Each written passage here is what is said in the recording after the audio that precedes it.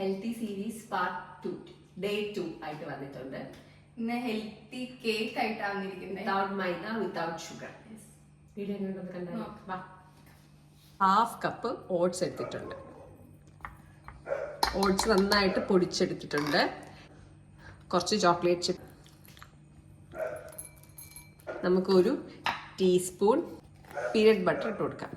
ഇനി നമുക്കിതിലേക്ക് ഒരു 1/4 കപ്പ് പാല്. ഇനി നമുക്കിതിലേക്ക് ഒരു 1 സ്പൂൺ ബേക്കിംഗ് പൗഡർ ഇട്ടു, 1 ടേബിൾ സ്പൂൺ തേന്. ഇനി നമുക്കിതെല്ലാം കൂടി നന്നായിട്ട് മിക്സ് ചെയ്ത് കൊടുക്കാം.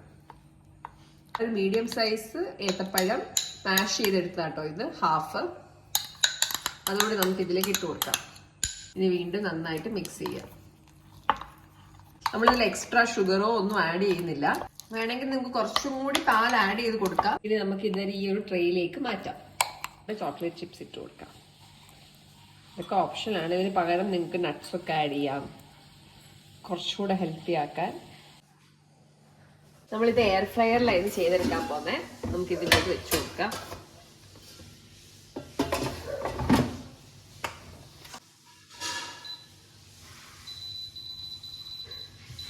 നമ്മുടെ ആയിട്ടുണ്ട്.